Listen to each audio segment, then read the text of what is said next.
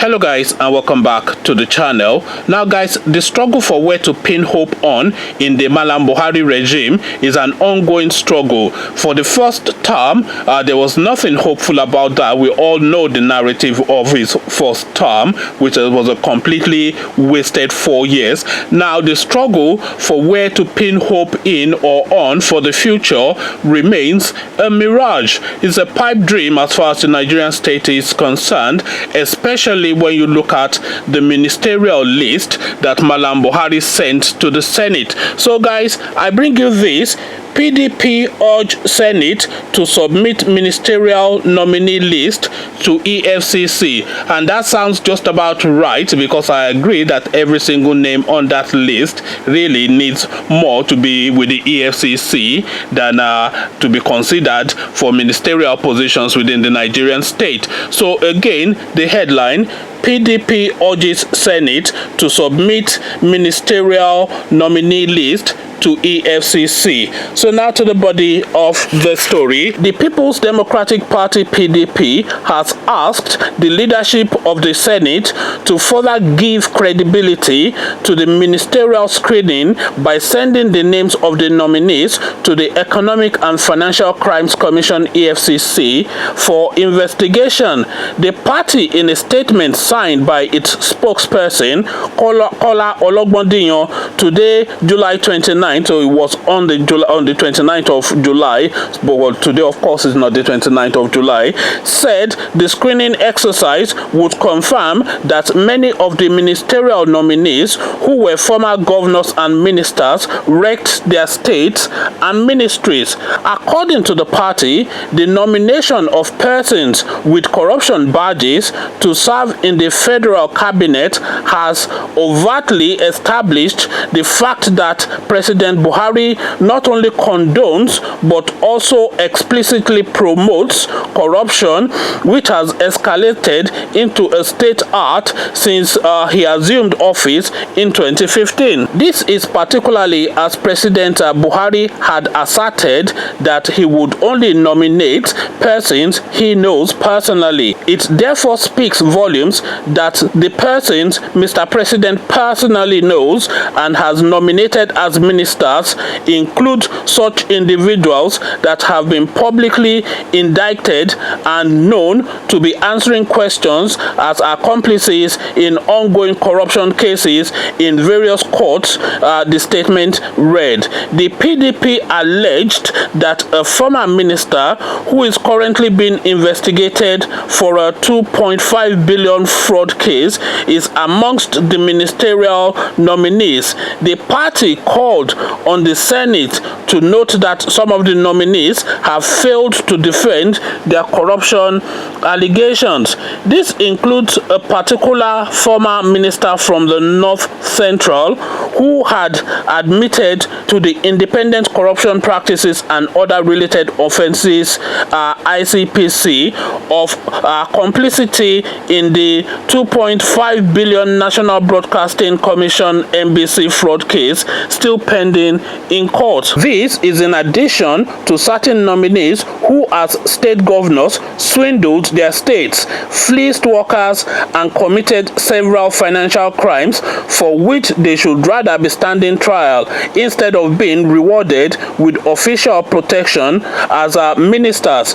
The party in the statement said the PDP added that the inclusion of names of persons with cases of financial fraud proves the insincerity of the Buhari-led government to fight corruption. Our party notes that the gathering of corrupt persons as cabinet ministers is a clear pointer to a scheme by the cabal in the presidency to further entrench corruption in our nation, urging the Senate to take a cursory look into the allegations of bribe for ministerial slots making the rounds in the public public space, the PDP said the Senate must rise to the occasion and ensure that Nigerians are not totally let down. The PDP also invites the Senate to note that President Buhari has not demonstrated any commitment to fight against corruption, and for that reason,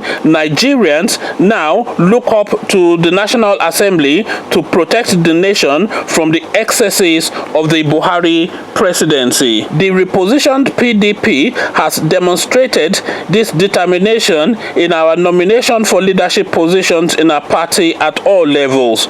The Senate is therefore urged to stand with the people in resisting the manipulation of the Buhari presidency to ensure that only persons with clean records are cleared as ministers. So there you have it. That is the view of the opposition party, the PDP. If you look at the list of the ministerial nominees submitted by Malam Buhari to the Senate, it effectively reads like a rogues list. It's like a rogues list. It's like a suspect lineup. It's like, you know, that identification lineup that they have when a victim of a crime is asked to point out the person that committed the crime against him or her. That is effectively the list that Malam Buhari has submitted to the Senate. I mean, look at the list. People like Rotimi Amechi and whatnot, and all these Okpabio and all these elements. So if there's nobody in that list that inspires confidence in anybody for a brighter future. There's no single person.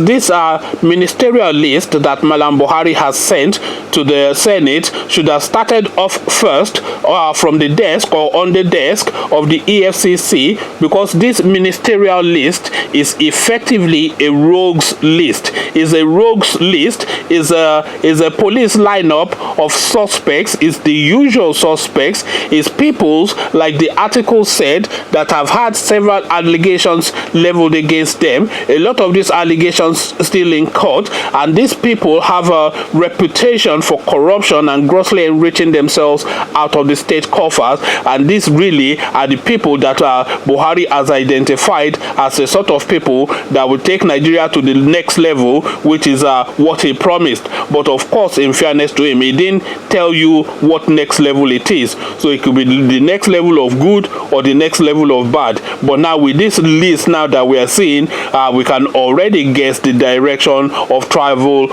of the next 4 years. You know, political appointees, incompetence over incompetence, Mr. Jibiti and Mr. Barawo, I don't know the difference between the state coffers and my own personal wealth, you know, my own personal account. Everything comes together, is all money, let's spend it together, just use it to buy me a house in London and whatnot. So is all these sort of elements that have again been put forward. So now how Nigeria can then progress under this sort of dispensation is really where the question is, because you know, you just look to the next 4 years with dread really when you look at these sort of elements that have been put forward as a set of ministers that will run the affairs of the Nigerian state for the next 4 years. That is if the country is not rescued by Atiku via the Electoral Tribunal panel, which we are all pinning rather a lot of hope on, that the Electoral Tribunal panel will do the right thing. We are more in hope than in expectation, because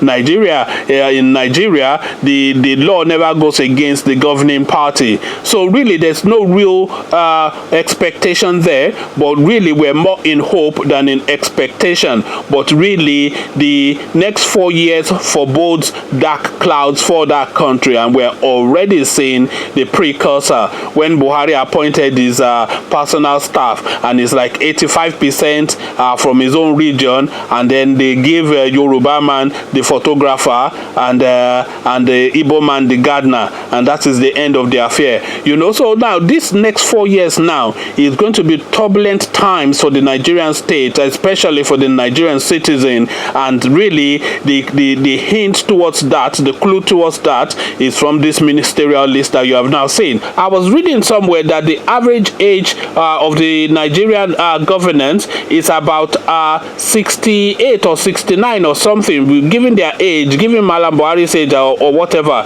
Maybe it's 68 or 58 or 69 or whatever, but the average age of the ministers that I was was appointed in just by Boris Johnson hours after he became Prime Minister in the UK. The average age is 42. They are saying that Nigeria has the oldest governance, the oldest government in terms of the average age of the people governing that country in the whole world. Then look at that conversely, compare that conversely with the fact that Nigeria has one of the youngest populations in the whole world. Then you can see the dichotomy right there. The chasm between the rulers and the ruled is just too vast. There's like a vast valley between the average age of the Nigerian, which is around about 30 thereabout, and the people governing them who are around about mid to late 60s towards 70. So where is the correlation? Where's the link? Where is the follow through? So there's no follow through in the system effectively, and this again has now been nailed down by Malam Buhari, because Malam Buhari, of course, is a man in his 80s, so you cannot have like some 30-year-old guy telling him what, and you know his arrogance anyway, the arrogance of ignorance that guy has. So he's never going to have a young person. But the average age has now been moved up now for Nigeria to now have the oldest government in the world. So conversations in the comment section is what I am inviting. What do you make of Malam Buhari's list is the question. But before you come have that conversation with me in the comment section, click on the red subscribe button so it turns gray. Bell button notifies you every time I drop a new video. Then come tell me what you are making of this rogues list in the comment section. So I'll leave you here, carry on with you in the comment section, but here I say peace.